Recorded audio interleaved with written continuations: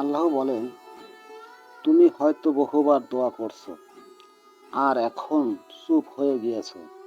হয়তো কষ্টে আর আমাকে ডাকতে পারো না, কিন্তু আমি জানি এই নীরবতা, এই চাপা কান্না মাঝেও তুমি কি চাও।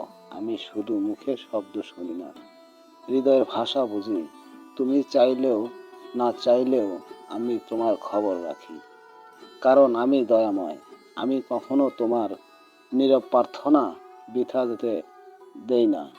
তুমি হারিয়ে গেলে আমি তোমাকে পথ দেখাই, অন্ধকারে পড়লে তোমার জন্য আলো জ্বালাই।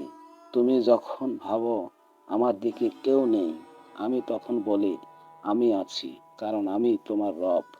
আমি কখনো তোমাকে ছেড়ে যাই না।